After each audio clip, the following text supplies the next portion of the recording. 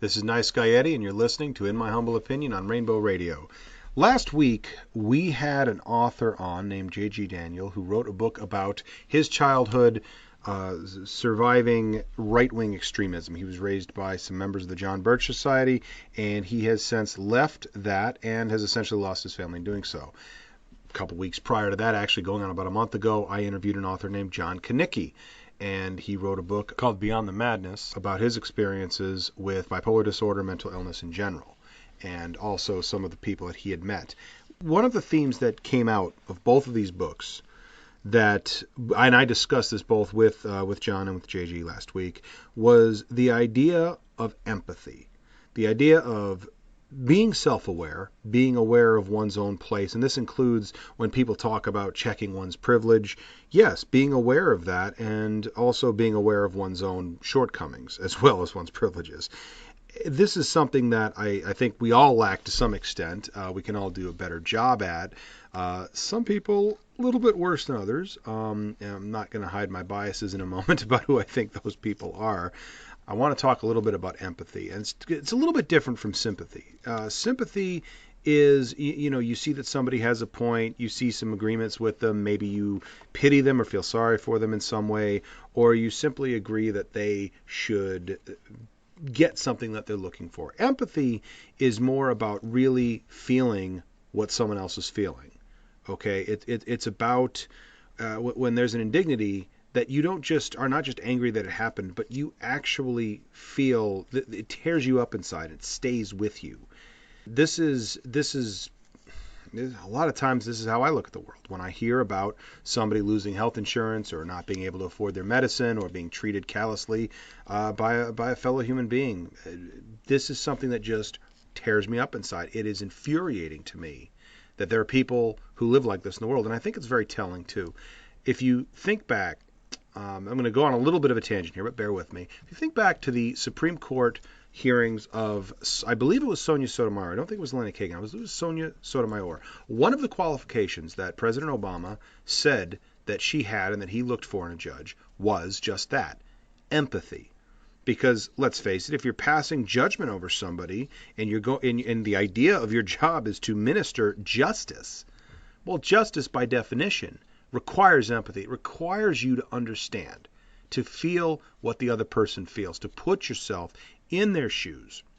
Well, the Republicans at the time felt this was actually a detriment. They criticized this. They mocked the idea that a judge should have empathy, or that empathy was even a good thing.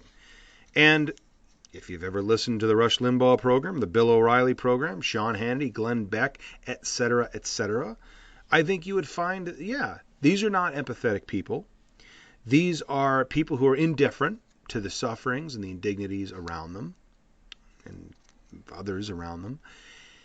And you can see that these are not people who value empathy. And J.G. Daniel last week said that empathy, the idea of empathy, was something he didn't even really understand until he was in his 20s and married to his wife for several years, his very, as he put it, hippie liberal wife. It's some of us get it, some of us don't, but the idea that you can be passing judgment and enacting policy that affects so many people and be indifferent to the suffering and the injustice that it causes, to me, is psychotic. It's not good, it's not rational, and generally speaking, it's not a liberal problem. It is something that I find, that this is about conservatives, this is about Republicans, this is about the right, to the point that I've never heard a Democrat suggest that empathy is somehow a disqualifying characteristic of a judge, particularly a Supreme Court judge, somebody who, quite frankly, is somewhat above the law, because they are passing judgments about the law. And I think, yes, they need to put themselves in the shoes of the people that the law affects and ask, is this fair? Okay? Very telling that the Republicans would not want a judge who would do that, would not want a judge who would consider how the law actually affects people on a day-by-day basis. Now, some of the things that bother me the most are related to health care. Of course, a lot of you might have heard my show a couple weeks ago with Barbara Sobel, and those of you who've been following Barbara's story on Facebook know a lot of the absolute nonsense that she's going through.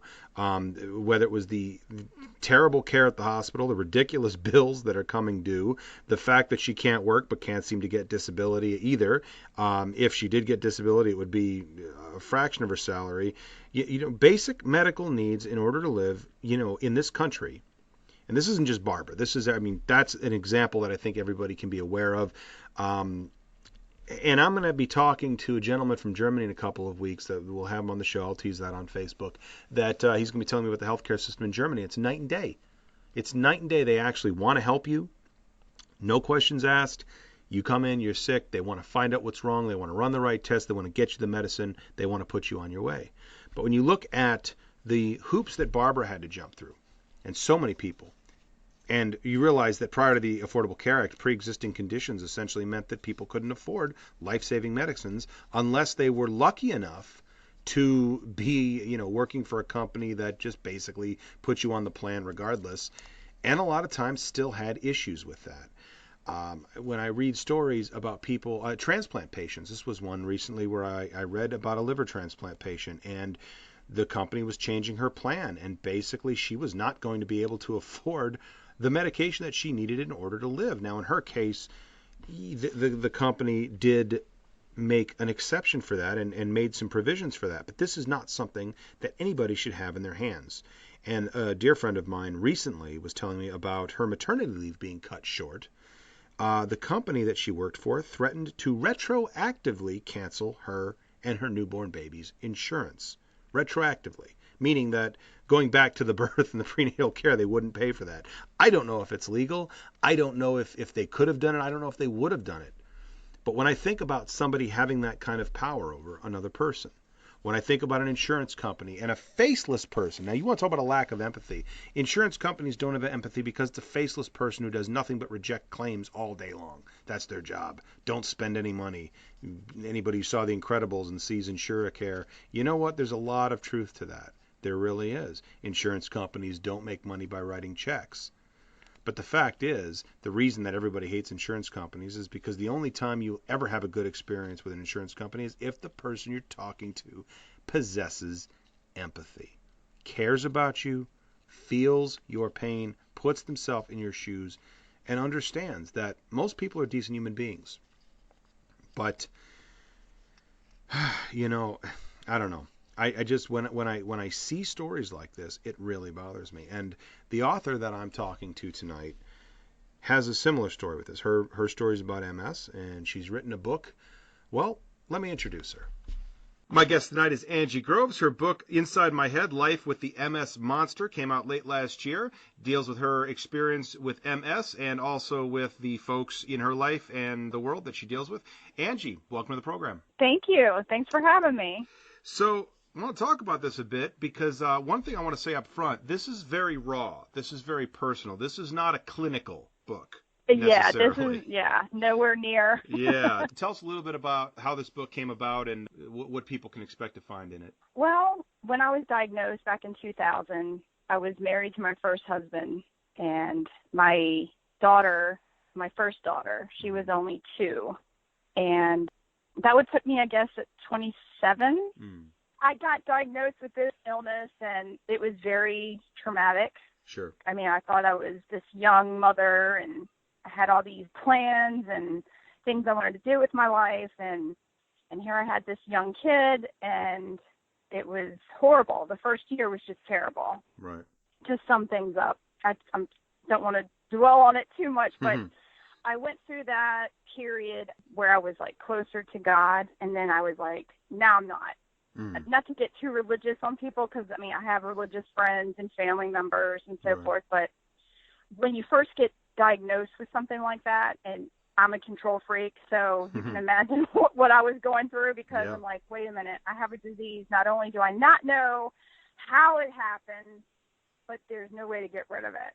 Right. And so the book didn't come until years of struggle, a divorce, financial issues, and the book came around about 2009-ish is when I started to think about writing a book. And my second husband, my husband now, he's the one that really pushed for me to write a book. And I was like, well, you know, I've been out of college for a while. I kind of, you know, I'm a little rusty. I don't know how my grammar is going to be. I do cuss a lot. So, yeah, the book is raw. Yeah. It's really, you know, you're talking to a real person. Yeah, you're reading the experiences of a real person. This isn't a guy in a white robe saying, well, the motor neurons of the cerebral. No, it's this fucking sucks. You know, it's right, exactly. Right out there. Yeah, I mean, you know, anybody can go to a bookstore or library and get a book about MS, and you know, you can get all the terminology and all the terms of what this is and what it does, and but this book was more about my experience with it, not talking about the disease itself, but just the things you go through personally, you know, financial, losing friendships, marriages, and all that stuff. And some stuff I do talk about that's very personal, you know, with the bladder and the bowel issue. That's true. A lot of people don't talk about it, but I do. I mean, I am an open book. You know, what you see is what you get, and that's what this book is, you know. And no, I don't have a fancy editor, so you're going to find some grammatical errors. You're going to find fragments. You're going to see, I know what these things are. You're going to find a word that I put in there that shouldn't have been there, you know. But that's just it. This disease is unpredictable, and it messes with your cognitive issues, you know, your memory. You know, you'll forget how to spell certain words. You'll forget a word, like you go, okay, I know you're thinking of a word, but you just can't get it. Like it's like it's right there, but you go, I forget what that word is. I know this word, but I can't. So I mean, it brings a lot of challenges in your life, and yeah, you know, and the one part in there about having a cop called on me. Having what? Having police called on me. You know, from having a confrontation with someone in my neighborhood. Oh, my dog Yes. got out of my yard. He was chained up. I mean, he broke the chain. He wasn't trying to go and kill her dog. You know, he was this big dopey dog, and he just wanted to play with any animal. He didn't care. Yeah.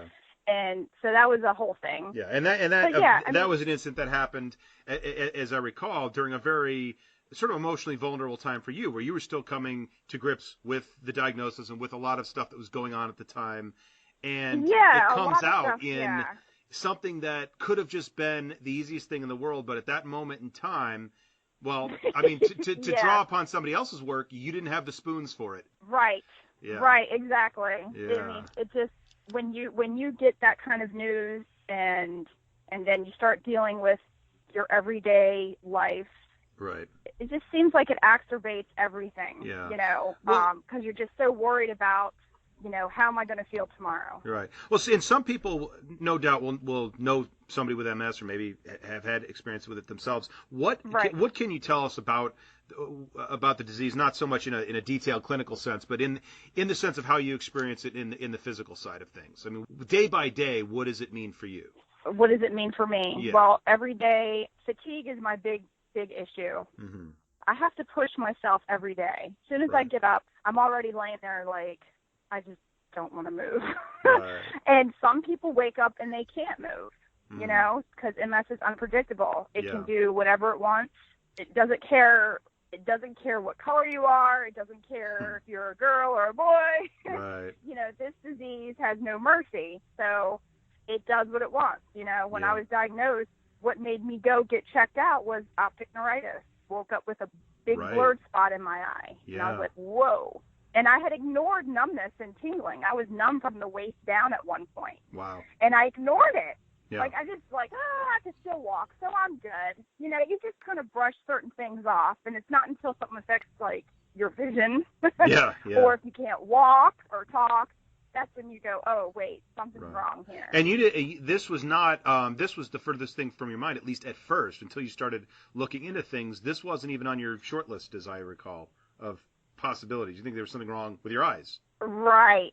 Yeah. I just before my first child was even here in 1997, I had been experiencing early on in that pregnancy. Mm-hmm. I mean, I wasn't even showing yet. I was having Right. numbness and tingling, you know, on one side of my body. I believe it was at the time. It's been so long that it's terrible. I forget. Mm. I have to go get my big old novel of medical records. Right. But I was going to see my primary physician, and he's like, well, you're too early for this for the baby to be affecting that type of nerve in that area, you know. So we basically, the doctor and I, we both brushed it off. Like, it's probably just nothing, you know, like, okay.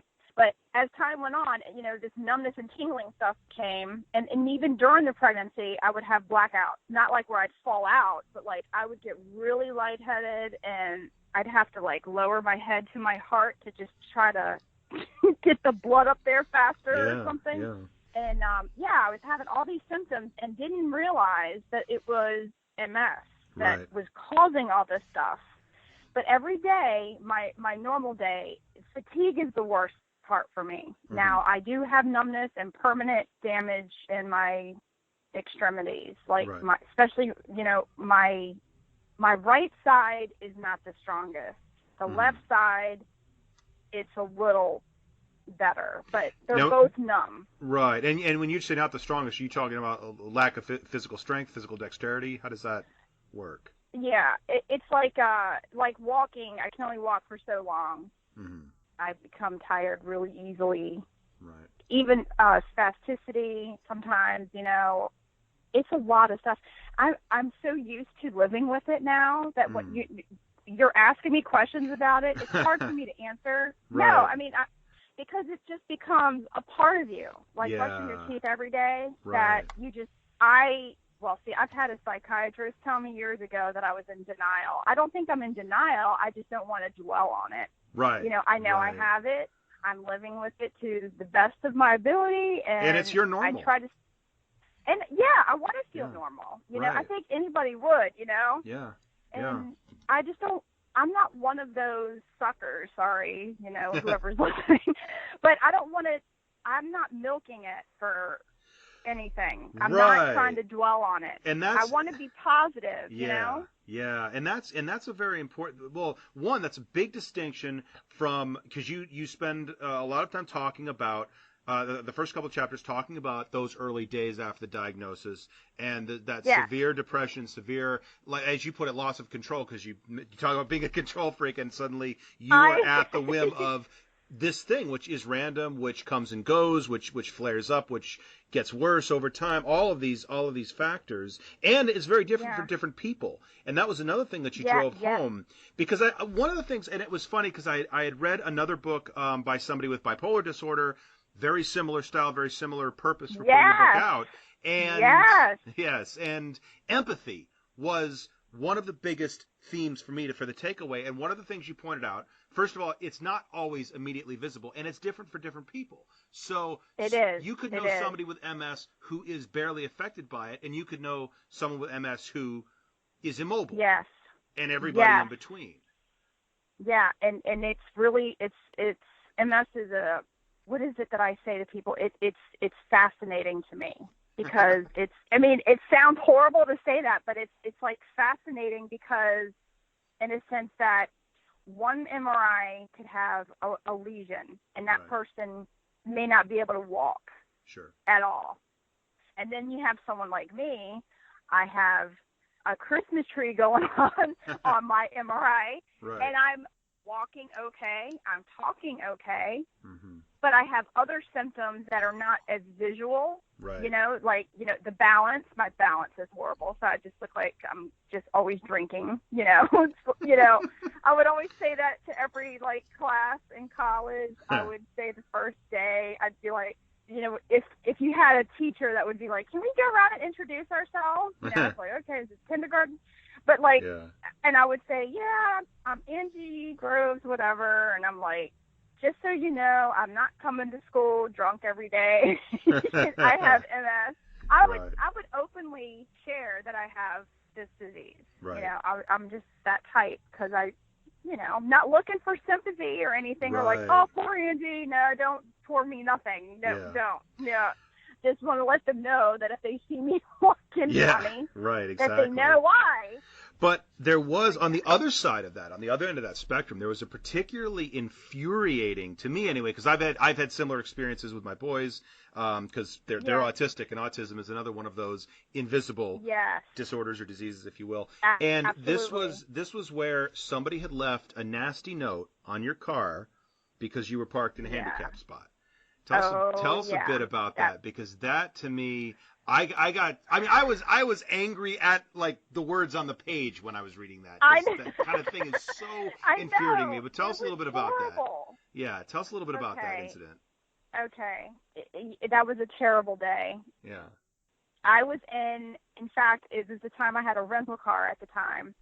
And so I wasn't in my normal car, but I had my placard. Right. And your normal car has a plate, I assume, right? No, I just have the blue placard, so I could use it for any car. Gotcha. So I don't have to, yeah. That's Okay. another, see, I guess I might be in denial a little bit.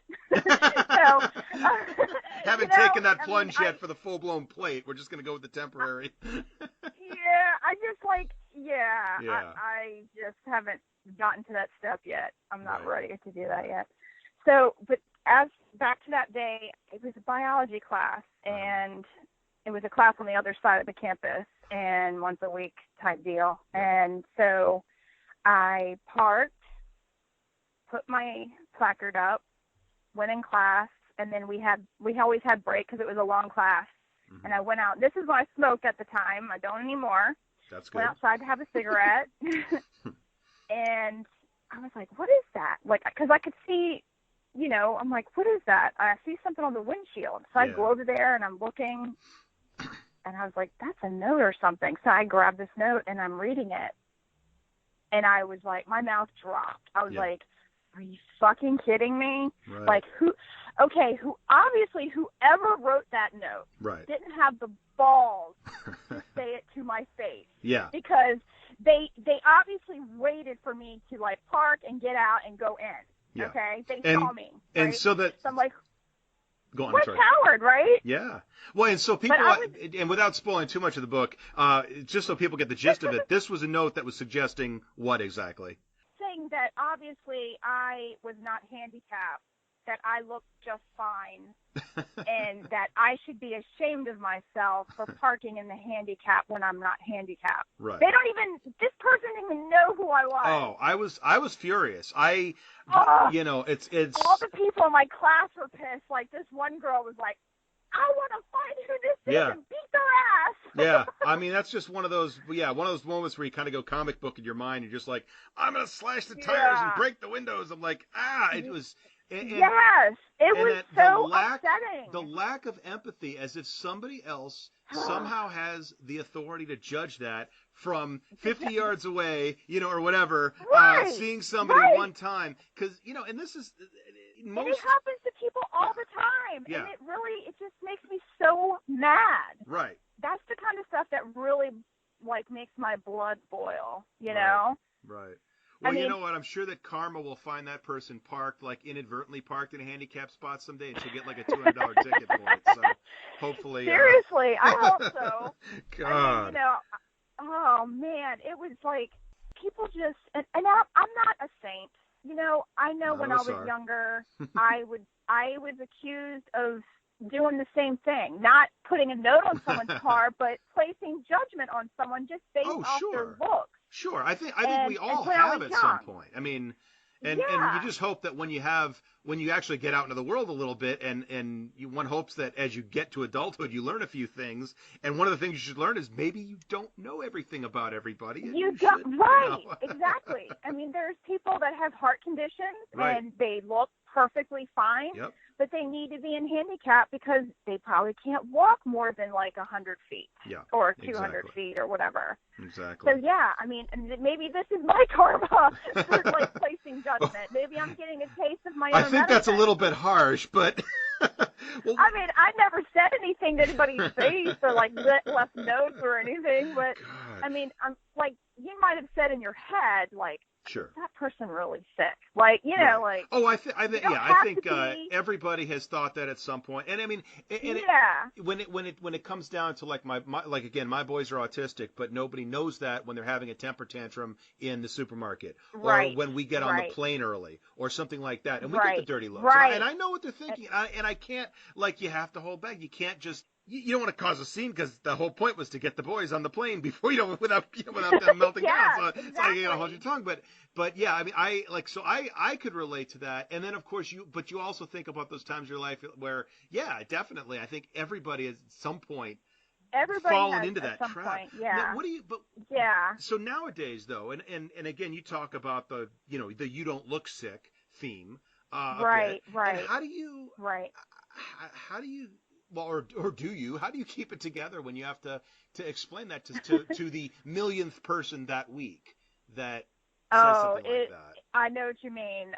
And you want to know the sad thing is, I don't know for everyone else, but most of my MS friends on Facebook and some of my family members, in-laws, and even some of my own blood, I have heard, "Why don't you get a fucking job?"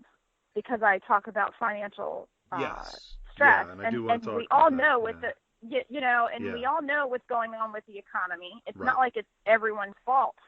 Right. You know? Exactly. Let's talk about that for a minute. No, I'm just kidding. Yeah. Just kidding. Well, there is an economic fact. I do want to get to the economics of healthcare in a minute, but go on about the. Well, why don't you get a fucking job? Right. I mean, it's so easy for people to just say that because Right. They don't want to hear your problems. Right.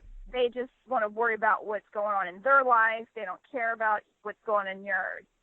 And I've had issues with my dad, and where he did at one point, he had said one time to me, this was many years ago, but I was diagnosed, it was probably like 2010, early 2011, when I mentioned to him I needed financial help, and I probably called him on a bad day, I don't know, but he said really mean, why don't you get a fucking job?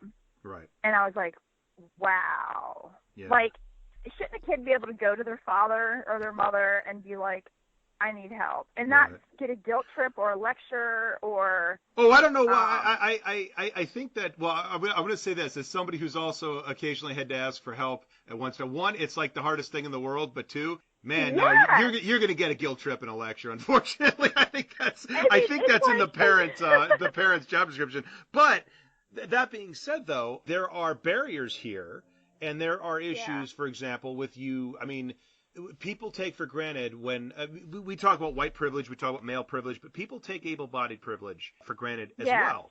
And there would be, what, again, so if anybody is still out there thinking, well, why doesn't she get a fucking job? I mean, what are some of the barriers for you that would come out in terms of trying to even hold down full-time employment? Well, the reason why I hadn't been able to hold full-time employment is mainly my fatigue problem. Right. I'm always like sleeping. Right. I have fatigue is my main issue. Yeah. Being able to get up early and staying at a job for 8 to 9 hours a day every day, I can't do it. Yeah. I can do it, but then what ends up happening, my last job that I had, I would be down for 2 weeks solid, and I'm talking not moving for 2 weeks. Right. And it's not that I don't want to work. I want to work. Yeah. I miss working. I miss earning that paycheck. Right. I miss bitching about a job. You know what I'm saying? Like, bitching about the job beats bitching about unemployment any day. Okay, yeah, absolutely. I mean, it sucks. It really sucks not having my independence and some sense of control over something. Right. Like, I'm like, okay, well, if I can't control my health, I would love to be able to control my finances. Like, give me something that I can control. Right. Well, now I can't even control that. Yeah. But, writing this book not only was to get my story out, and that's not even all of it, that's just a touch. Right. But it's also to help me, maybe I can do something with this writing. Maybe the more I do it, I'll get better, and maybe if I get noticed by someone, maybe somebody will help me get a different, a better editor, someone who can help me with my ideas and be more organized, Sure. And I mean, I used to be a great writer. I used to be really, really good. I write poems, and I even got some short stories that I want to put out someday. And I really love writing, and it's always been an outlet for me. Right. And that's where Inside My Head came from. And at one point I put out T-shirts for Inside My Head. So it's a business. Yep. But I haven't done anything with it. Right. When I tried to put out shirts, and not many people bought it because everyone's broke like me, so it's kind of hard. Yeah, well, and that's the other thing, because of course at least your first primary audience is other people dealing with a lot of the same stuff. Yeah. Yeah. But I assume that there's a secondary audience that you'd want to reach that are people outside of that, people that need a better understanding. They need a better understanding, and just a lot of people don't know what multiple sclerosis is. Right. When I was first diagnosed, people go, "Are you one of the Jerry's kids?" And I was like, "Excuse me?" No, wait, that's muscular dystrophy. That's MD, not MS, right? And you know what's really, really crazy is that when I was diagnosed with MS, I didn't even know what it was. Right. I had to look it up. Yeah. Like, I was like, this is sad. Like, and I'm like, a lot of people just don't know. Yeah. So that was another reason to put it out there. I mean, like you said, this is a book that is more about my experience with the disease. I touch very little about the medical side of it. I do explain shortly about what it is and what it does. Yeah. And that's it. I just kind of did that, okay, this is what it is, this is what it does. All right, let's move on. Yeah. I mean, people can go to Wikipedia to determine sort of like, well, it's an autoimmune neurological disease where the body attacks the myelin, etc.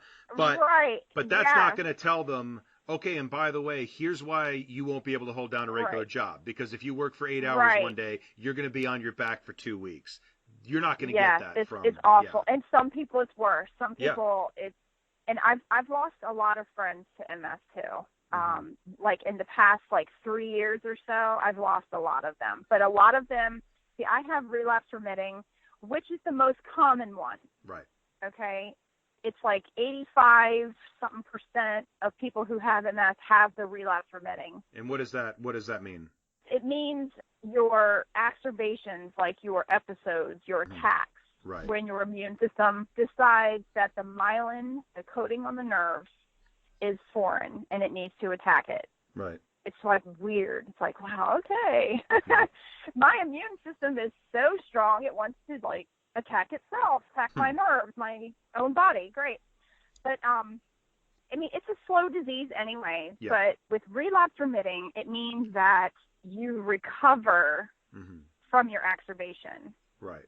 But mine is getting to secondary progressive. And usually after a person has been living with it for about 10 years, I'm going on 17, you start to get into the secondary progressive. And that means where the exacerbations become further apart, the attacks become further apart. Okay. And you may or may not fully recover from the attack. Ah.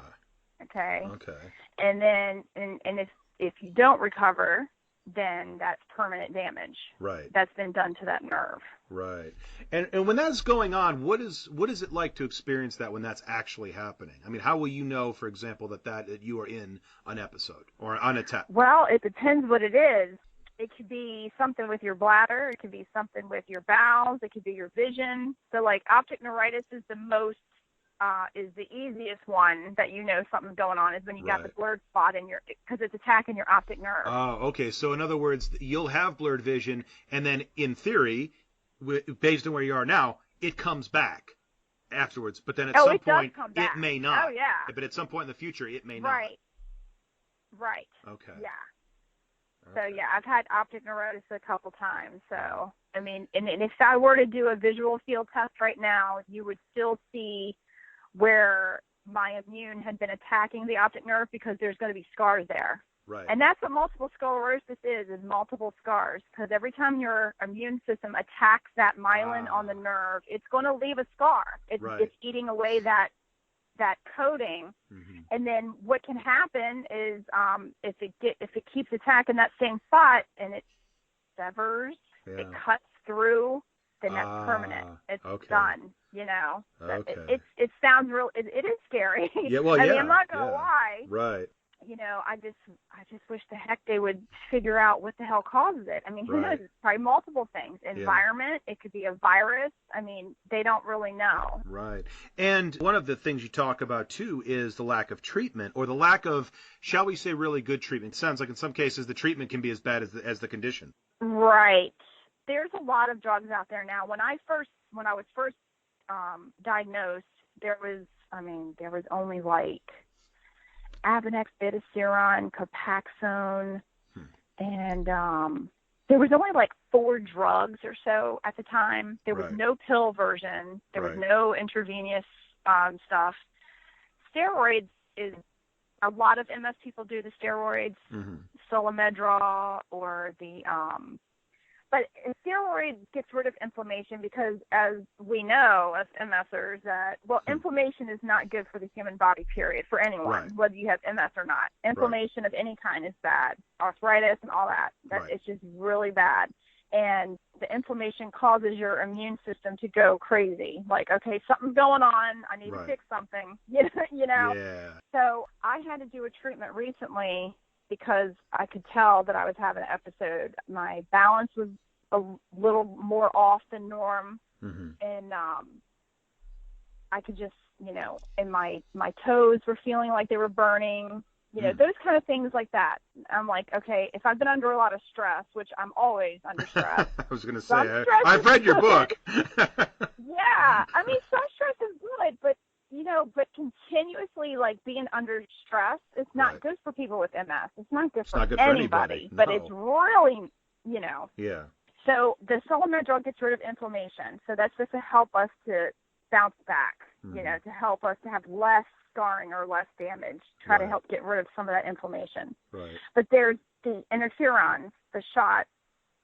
I'm not against them per se. Okay. I just say, for me, I felt, and this is where I say I'm not against medication. Like, it depends on the person, it depends on the disease and how their disease is affecting them personally. Yeah, because it's different. Like, some people have it worse than others and have different types. So, yes, if you have, now I do recommend, if you have a fast progressing MS, if you are like primary progressive, like that is an aggressive form, but that is, it's moving very fast. And I've had a couple friends with that form, and it didn't turn out, it's not good.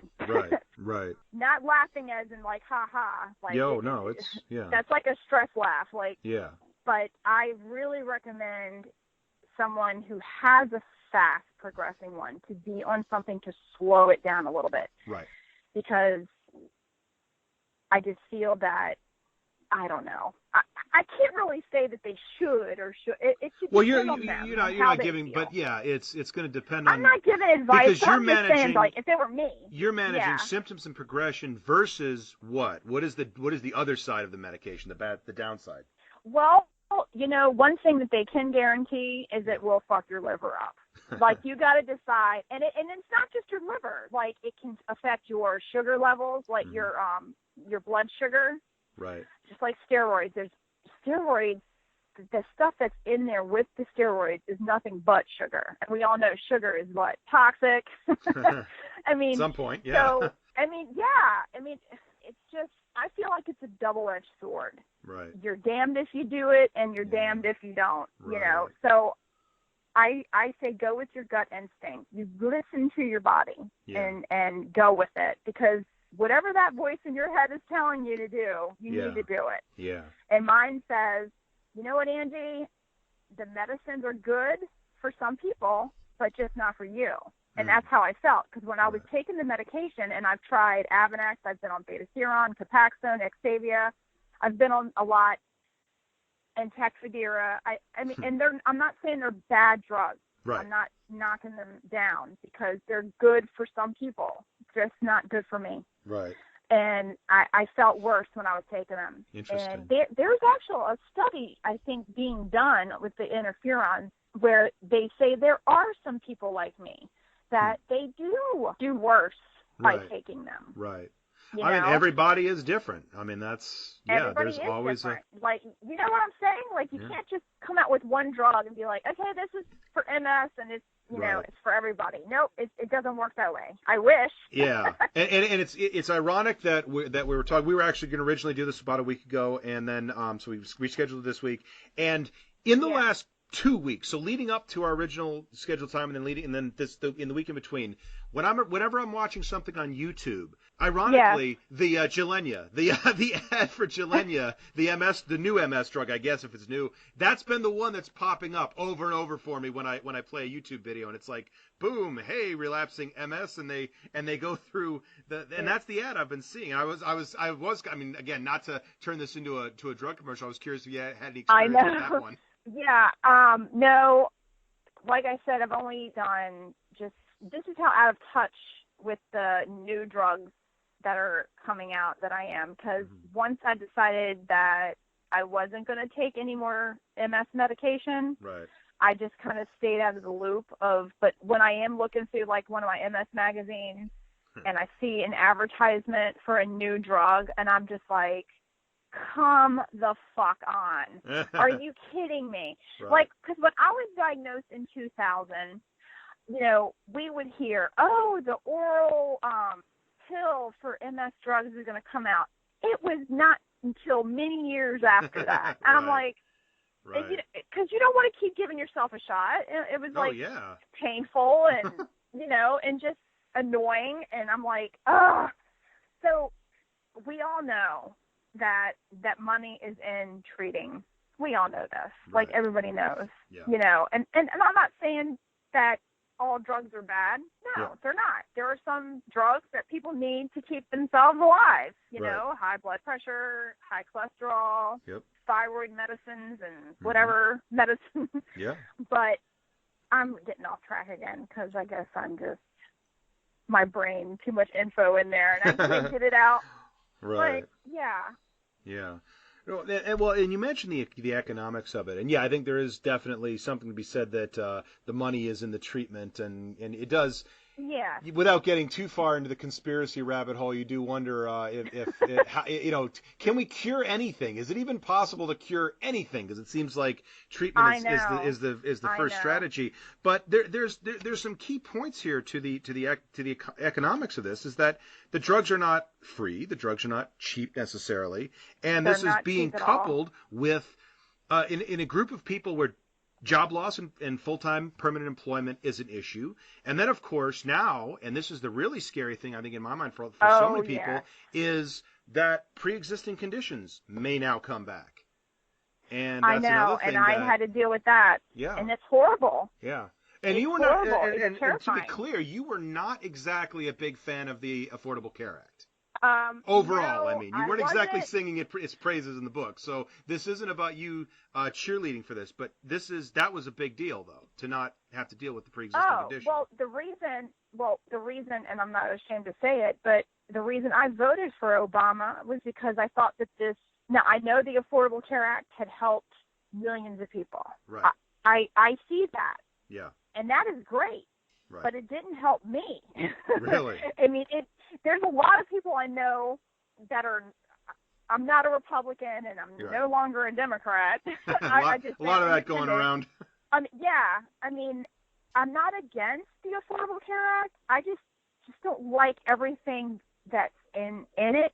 You know, like one thing, I don't think anyone should have to be forced to have health insurance, even if they can't afford it. Like, there shouldn't be a law that says if you don't have, it's like car insurance. Oh, if you don't have it, we're going to penalize you. Yeah. You know, it's like, except that not everybody has to drive, but everybody has to live. Yeah. Not everybody has. Driving is a choice. Living is not. Well, living is a choice, but it's a choice. Let's face it, it's not a choice you exactly have to make every day.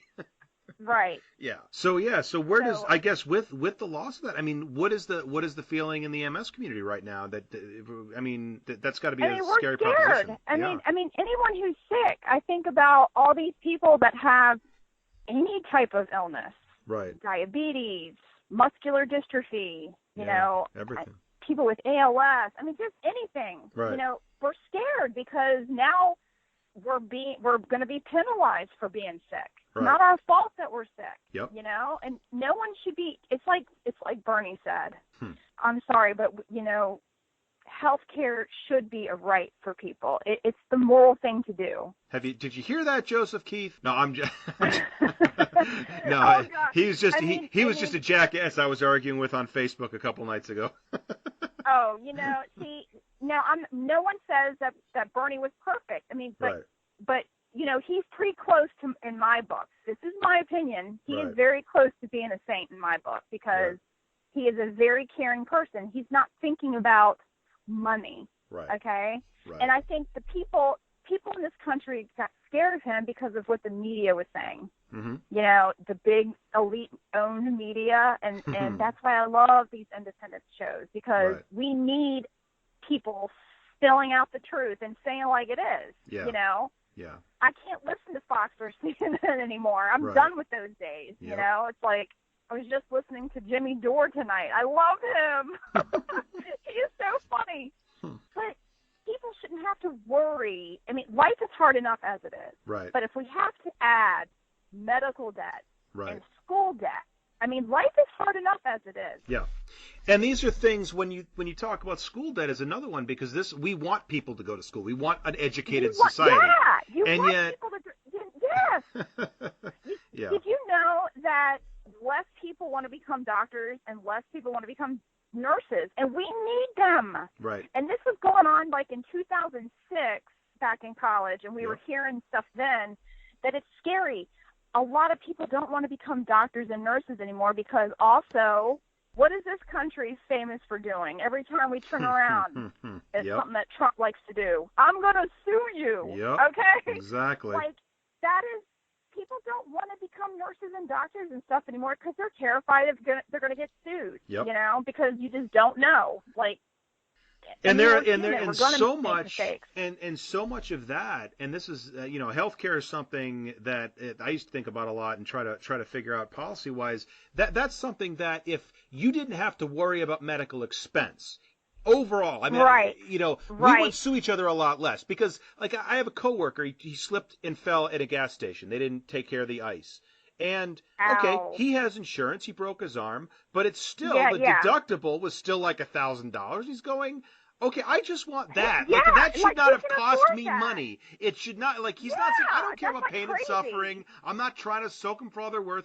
But I just don't think that should cost me money because someone else, and if it didn't, he wouldn't. If it was just like he's going to go to the hospital, get fixed up, and go, and it wasn't actually going to cost him, he wouldn't have sued the company because he didn't care so much about the pain and suffering. You man up, I'm just going to live with it, whatever. It was a minor thing, but it was going to cost him something, and he's like, well. Why should I pay? Yeah. And the answer is you shouldn't. And if we have the universal health care. Exactly. The guy could have went to the emergency room. He would have gotten fixed right up, and there would have been nothing out of his pocket, and he had no worries. Right. And within that system, there are things you can do to manage. And it's not. I would not suggest for a minute that somebody who has a legitimate claim of malpractice, which there are a lot of, should not, have restitution. Yes, absolutely. But there are a lot of cases in which a misdiagnosis or a mistreatment simply could have been either something that a second opinion could have prevented, or something that maybe the state of the art of medicine in this day and age isn't there yet. Not everything can be fixed, and that's not always the person's fault. But yeah, it's just the incentives are mixed, and I mean, you hate to say, do you go into a profession like medicine for the money? Yeah, well, it costs a lot to become a doctor, and it does cost a lot. But if you take that away. It's the same thing on the other end of the spectrum with teachers. If people can't get, if one of the requirements for the job is willing to do it for no money, you're not going to get enough people in that profession. I mean, it has to be that side of it. The financial security side of it has to be there. As much as we don't like to talk about it, and as much as people have legitimate horror stories, I take nothing away from somebody who would say, well, this happened to me. I wouldn't take that away from them, but we need doctors, we need nurses, like you say. We need doctors and nurses, and you know, at one point I had actually wanted to be like a hospital administrator, and I had said if I was going to be a hospital administrator, all my nurses and doctors, they would have to pass an empathy and compassion test with me. Right. Before they would even be in my hospital. Yeah, and I think that that's something that any doctor who probably knows everything under the sun clinically about MS could absolutely gain from reading your book. Oh, thank you. And that was this, again. It was the same thing that I said to the author a couple weeks ago about with the bipolar disorder. I said, you know what, everybody can read the clinical side of it, but you know what? The doctors need to understand what the patient is feeling, not just physically, but emotionally, financially, in their families, in their relationships, how it affects every aspect, not just what is going on with their nerves and their immune system. It goes so far beyond that. Absolutely. And a lot of doctors don't care. Right. And that's what really drives. And I'm lucky that I have a very sweet neurologist. He is so great. He is from Poland. Love this man to death. Right. He sees me for free. He knows that I still don't have full coverage insurance. I only have hospitalization. That's a whole other story there. Yep. But he sees me for free. Right. And he's never charged me anything. Yeah, and you don't find many doctors like that. No. No. I mean, that is very rare. Yep. He actually is he's very compassionate, very empathetic. Yeah. And that's just the kind of doctors you want working with you. You don't want, I even said this, you can be the best surgeon in the world, but if you don't have any people skills whatsoever, if you can't show a bit of compassion or empathy for a human being, for another living soul, you are just shit to me. Like, I don't give a shit. I don't care how great of a heart surgeon or brain surgeon you are. Yeah. If they're only in it for the money, that's kind of shitty to me. And I understand maybe they didn't start out that way, because school, we're talking these people come out like $150,000 to $200,000 in debt. Yeah. Okay, when they come out, that is a lot. Sure. No one should be in debt like that just because they want to be a doctor. They want to be a doctor because they want to help people. Right.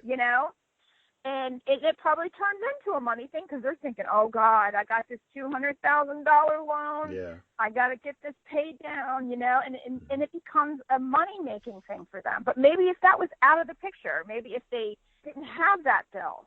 Right.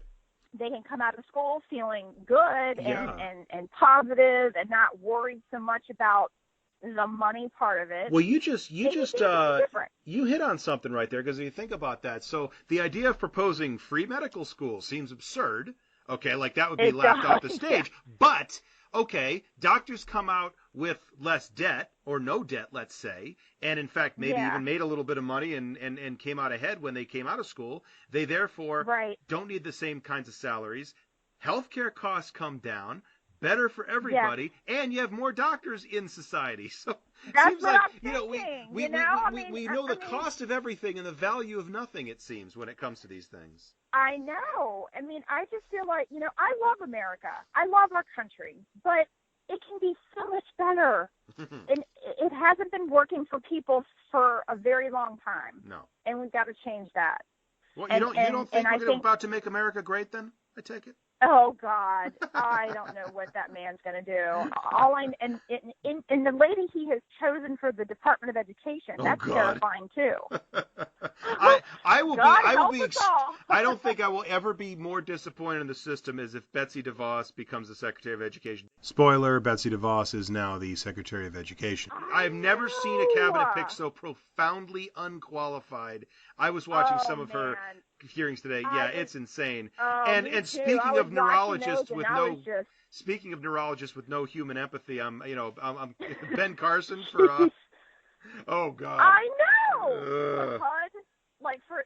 Yep, exactly. I'm like, this is going to be. What kills me, and I know that not all Republicans are shit. We know some of them are actually okay. If you say so. But it's funny to me how Republicans that are so quick to put down any socialistic program that we've had that has been benefiting for millions of people for a very long time. Yep. You find out, like Ben Carson and Rand Paul, both came from parents, like families, their mom, single mothers or whatever, that used welfare and helped them go through school. I'm like, and they're the ones that want to get rid of it. Yeah, Carson in particular is a huge hypocrite in this regard. Yeah. Yeah, it is frustrating, and it's frustrating to me because, again, I'm no fan of Hillary Clinton, and I keep saying I'm going to stop making this point and beating the dead horse, but I'm looking at this going, for all its imperfections with the ACA, for all of Hillary Clinton's imperfections, you know what? Nobody's going to be able to convince me that a Hillary Clinton administration right now, as we speak, would look as bad as the Trump administration, and moving forward would be as bad for as many people in this country over the next 4 years. I mean, I don't know that she makes anything better. Maybe she makes not one thing better. I don't know. Yeah. But I am confident that Trump will literally make everything worse. So, if I have my choice. So, okay, getting back to the book then, because we're coming up on the time here. What's the takeaway? What's the lesson that you want people to walk away with from all of this? What do you want them to remember from this book? I want them to remember that even if you're sick, that you can accomplish anything, you can get through anything, and that there are still going to be some people out there that are going to look at you and think that you're okay and that you should be working, but you know what you're going through, and fuck what other people think. Just live and do what you want to do. Do your thing. I mean, I still worry about some stuff about what people think of me and stuff, but I'm getting better. I can't dwell on, oh God, I wonder what they think of me.